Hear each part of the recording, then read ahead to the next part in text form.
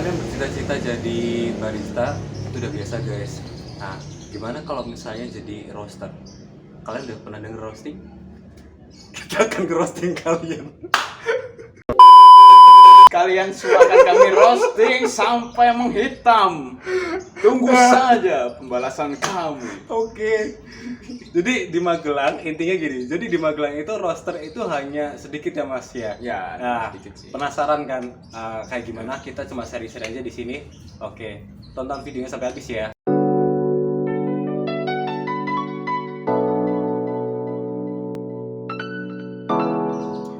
Hai guys, welcome back to my channel. Masih bersama saya Felix Diki Caksono. Video kali ini kita akan membahas tentang roaster, pelaku roasting kopi ya. Jadi buat yang baru mampir di channel ini, silakan tekan tombol subscribe karena subscribe itu gratis. Dukungan dari kalian itu sangat berharga bagi perkembangan channel ini. Oke, lanjut aja. Kali ini aku langsung di tempat roasting yang lumayan terkenal di Magelang, tepatnya di Wates, Kota Magelang, bersama ownernya yaitu Mas Begi. Halo. Mas. Gimana kabarnya nih? Sehat puasanya, Mas? Puasa sama saya. Oh, sobat Kristen ya, Mas? Oke, gimana Mas? Lancar ya Mas saya? Alhamdulillah masih lancar. Jualannya ini ya, Jualannya lancar lancar ini. ini, iya. Enggak, doain aja tetap lancar ya, Mas. Nah, kita kenalan dulu yuk sama Mas Begi. Nama saya Begi, aslinya tuh Raki Faisal Anas, tapi teman-teman saya waktu SMA manggil nama saya Begi karena ya saya namanya Subagio. Jadi itu plesetannya sebenarnya. Roaster itu apa sih? Nah, jadi roaster itu kopi yang diminum teman-teman itu sebenarnya melalui proses tahap roasting atau disangrai. Saya teman-teman yang minum kopi itu nggak langsung sebenarnya kopi itu dipetik dari pohon langsung diseduh, enggak, tapi tetap melalui proses disangrai biar kopinya tuh bisa keluar rasanya. Kalau Beraroma juga beraroma ya, Mas, ya? kan aroma emang dibakar, dimasak lah gampangnya. Nggak mungkin kan beras kalian makan langsung mentah-mentah gitu, nggak mungkin. Sama kayak kopi juga perlu dimasak, dan masaknya itu berada di rumah sangrai di Magelang itu ada beberapa teman-teman di sini. Kalau di Jogja itu juga udah hampir 100 mungkin ada sih kalau di Jogja itu beberapa roaster itu. Tapi saya fokus di Jogja. Oh ya Mas, kalau boleh tahu sejak kapan sih mulai bisnis atau usaha roasting kopi ini sendiri? Kalau usaha saya sebenarnya bilang usaha itu gimana ya? Kalau jualan sih, jualan kopi itu 2017 akhir sekitar bulan Oktober kayaknya. Oktober itu mulai jualan, tapi masih minta tolong disangrein sama teman saya. Jadi belum punya alat sendiri gitu. Punya alat sendiri. Ini pun alat yang di belakang saya ini baru datang kemarin Januari tahun 2021 ini. Dan selama 4 bulan, 2 tahun, 3 tahun itu berarti pakai jasa roasting yang lain ya Mas ya? Ya, nganu sih sebenarnya lebih ke pinjem mesin ke teman. Kebetulan punya teman yang punya mesin roasting, saya pinjam ke sana juga nyewa lah ya, nyewa per batch itu berapa itu saya ngasih kompensasinya. Jadi selama 2017 sampai 2020 akhir itu masih pakai mesin punya teman. Dan alhamdulillah 2021 ini udah mulai pakai mesin sendiri sih Mas. Itu dari hasil keuntungan penjualan itu Mas? Ngutang Mas itu. Tapi juga enggak sih. Sebagian tetap saya ambil dari hasil penjualan, sebagian juga ada yang modalin. Ada yang modalin sih sebenarnya. Pinjam bank ya Mas ya? Atau gimana? Kakak. Kalau untuk skillnya sendiri sebenarnya roaster itu butuh skill apa sih Mas? Sebenarnya skill roasting itu lebih ke indera penciuman sama penglihatan. Ketika roasting penciuman sama penglihatan. Jadi kita melihat perubahan warna dari kopi yang tadinya berwarna hijau, kemudian menjadi warnanya coklat atau sampai kehitaman. Dan itu juga ada ukurannya masing-masing sebenarnya. Ada namanya aktron gitu, tapi saya belum begitu mempelajari masalah aktron. Kemudian sama indera penciuman. Indera penciuman itu Aroma yang dikeluarkan dari biji aroma kopi itu. yang kita inginkan tuh seperti apa? Aromanya gimana Mas tadi Mas? Aromanya sih ketika roasting ada perubahan bau sebenarnya, baunya yang tadinya kayak sayur-sayuran ketika fase awal tuh kayak sayur-sayuran, kemudian fase-fase di tengah itu lebih ke kayak gula dibakar. Nah malah ketika ada, karena namanya ada 3 fase sebenarnya roasting, fase pengeringan, kemudian fase maillard atau yellowing, kemudian fase development. Nah di fase-fase ini baunya tuh udah beda-beda. Susah ya, emang susah. Mahal ilmunya. Coba bisa dijelaskan nggak Mas? Aromanya gampang ini, aromanya ketika pengeringan tuh kayak sayuran, yang kedua tuh kayak gula dibakar gitu. Kemudian yang ketiga ini yang malah ketika fase development pertama itu malah nggak ada baunya, belas nggak ada baunya ketika. Nah di situ tapi malah yang paling krusial ada di fase development. Nanti kita development sekitar 1 atau 2 menit. Di situ nanti baru ketemu aroma kopi yang bener-bener aroma kopi yang kita inginkan gitu. Kalau udah ketemu ya udah diturunin aja kopinya dari mesin roasting, udah selesai, tinggal dinginin aja. Oke, itu tadi penjelasan singkat mengenai step by stepnya roasting ya guys. Jadi seperti itu kalau penjelasan dari Mas Anas. Nah untuk berikutnya nih Mas, kalau tadi kan step by stepnya, kalau tipsnya ada nggak sih Mas? Tips khusus lah. Kalau tips khusus nggak ada sih, yang penting kalau itu mau ke jam terbang berarti ya Mas kayak gitu. Iya, sebenarnya kalau mau untuk terjun ke roastery itu lebih ke niat ke roastery aja. Jadi nggak usah mikir sampai buka kafe. Soalnya emang beda, bisa dibedain kafe sama roastery. Buktinya ini roastery itu kayak gini. Lihat sekeliling saya, ada galon di sana, ada emping di sana, ada Indomie, itu nggak masalah gitu. Kalau kafe itu kita harus estetiknya gimana, nih warna cantik rapi, rapi. Kalau roastery itu lebih mudah, roastery itu lebih simple, operasionalnya rendah. Ini listrik ada di rumah, ini listriknya ikut rumah. Iya. Berapa watt ini Mas? Apanya? Mesinnya? Cuma 300 watt. 300 watt. Mesin segede gini cuma 350 watt. Itu pertamanya atau kalau sudah jalan turun lagi ya? Kalau sudah jalan kurang tahu, tapi cuma di spesifikasi mesinnya tulisannya segitu sekitar 360 watt. Beda sama mesin espresso. Mesin espresso tuh kecil-kecil tuh 1000 watt. Udah kelihatan banget, baru mesin, belum gendernya, belum nanti karyawannya ngambil espresso 2 shoot. Nah itu nanti aduh, banyak lah itu nanti hitungannya. Roastery itu simple lah. Itu simple ya. Nah, ini kan Mas Anas yang udah bahas masalah mesin. Itu modalnya berapa sih Mas kalau mesin buka seperti ini? Kalau ngomongin modal sih dulu, kalau mau jualan kopi, modalnya aku dulu cuma 350. Jadi saya beli kopi green bean itu 2 kilo, terus ya itu saya minta tolong teman saya buat ngerostingin, jadi ya 2 kilo tuh bisa jadi 8 pack lah. 8 pack nanti dengan kemasan 200 gram ya, kemasan 200 gram. Tapi kalau untuk harga mesin roasting sendiri variatif mulai, tapi kalau standarnya yang di Indonesia itu yang udah ada mereknya sekitar 20 sampai 30 juta untuk ukuran 1 kilo. Ukuran 1 kilo. Ya. Kalau untuk sebesar ini berapa? Ini 1 kilo. 1 kilo. 1 kilo. Oh. Ini buatan biasa.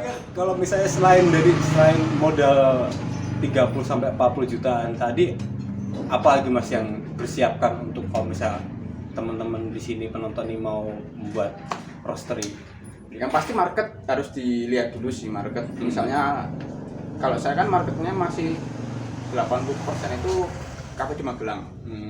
Kafe di Magelang itu saya megang sekitar 7 atau 8 kafe itu untuk house blend-nya.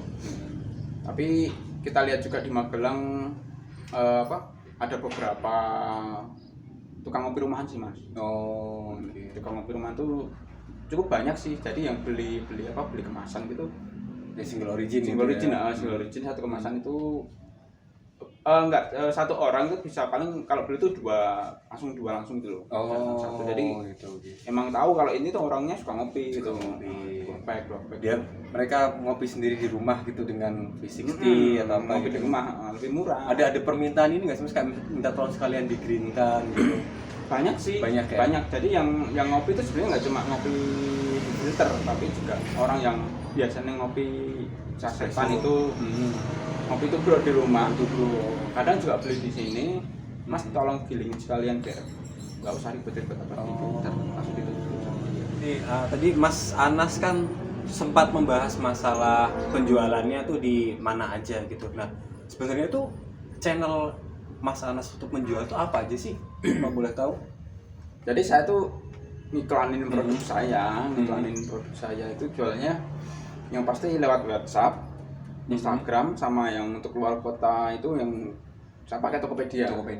Shopee nggak pakai. Tokopedia masih belum banyak optimal yang, belum optimal, emang belum optimal. Soalnya emang kalau menurut saya jualan itu malah paling bagus di Instagram.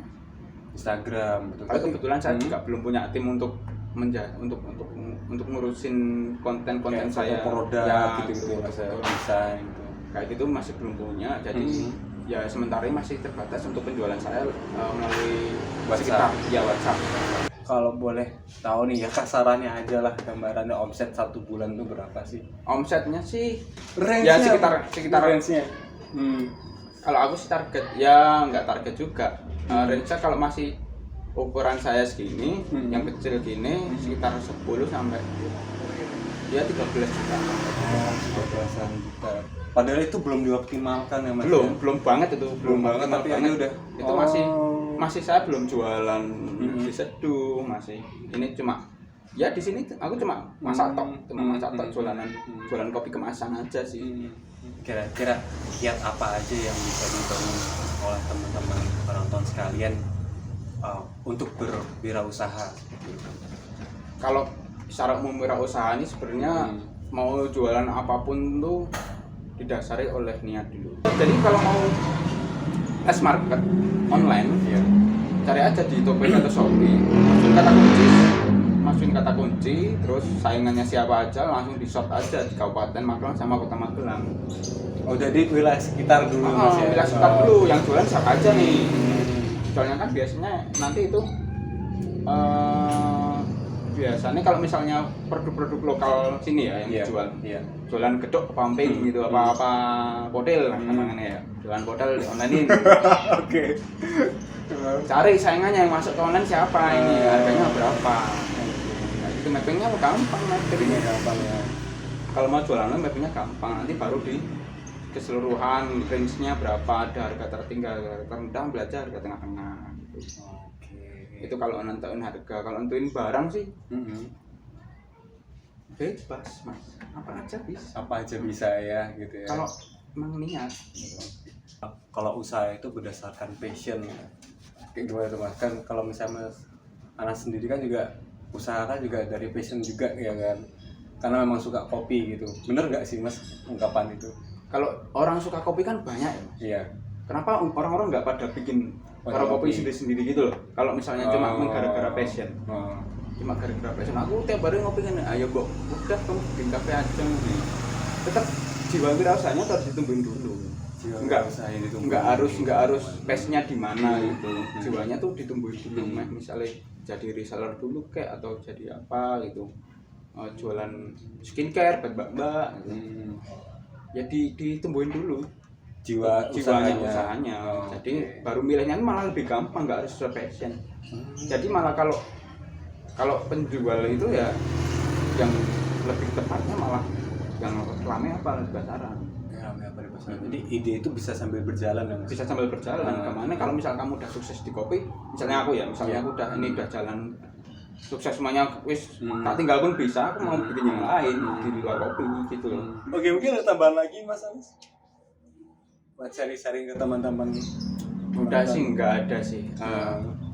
Yang penting mau berani nih, berani dulu buat memulai. Yang susah tuh memulai, emang yang susah tuh memulai. Soalnya kita kalau memulai itu malah terperangkap di pikiran kita sendiri. Memulai sesuatu tuh malah bayangannya ini bakal bisa nggak ya, ini kalau ragu. Malah ramal aku loh. Iya. Mending tabrak kae. Postul tabrak, geledak sisan jalan-jalan terus gitu. Jelas. Kalau itu pengen jadi wirausaha ya, kalau nggak pengen jadi wirausaha ya silakan buka job street atau loker-loker online yang ada di internet. Karena emang kalau orang usaha itu emang harus, ibaratnya kalau kata orang Jawa tuh getih ya Mas ya. Getih gimana? totalitas. Totalitas, Iya, ya. totalitas. Kalau saya itu totalitas. Kalau saya nggak totalitas, saya nggak punya mesin mas. Numpang terus aja. Iya benar. Numpang terus aja. Totalitas mas. Nggak ada mesin ini, nggak ada mesin ini iya. apa grinder. Jadi saya aset. Nah ini untuk usaha tuh kalau di saya tetap bukan mengutamakan tapi mengusahakan untuk nambah aset. Nambah aset, iya. Dibuat memotivasi juga mas ya. Nambah aset. Asetnya maksudnya aset untuk usahanya. Kayak kamunya ini kan roastery, kopi kan. Ya mesin kopi apa mesin sangrai. Tapi aku tetap butuh mesin giling. Tetap butuh mesin espresso buat ngetes kopiku sendiri. Yuk, tadi kemarin lagi nambahin ini gelas cupping, nambahin gelas cupping, sebenarnya baru punya 2 tambahin ya, jadi tetap melengkapi ya itu salah satu reward maksimal aku terjun di sini ya itu perintilan awal itu. Jadi nggak langsung kalau punya modal investor kan langsung kasih duit gede ini belanjaan semuanya. Karena saya masih jalan sendiri ya pelan-pelan satu persatu yang penting kebeli gitu kan. Oke. Baik teman-teman, mungkin video ini sampai di sini dulu. Apabila ada pertanyaan silahkan tulis di kolom komentar atau apapun yang ada. Ini sekiranya kami kelupaan bahas di video kali ini, silahkan tulis saja di kolom komentar. Mungkin nanti kedepannya kami akan buat video part 2-nya ya. Oke ya, pada intinya apabila kalian suka sama video ini, di like aja. Kalau bisa video ini bermanfaat, silahkan share ke teman-teman lainnya ke sanak saudara. Kita ketemu di video selanjutnya.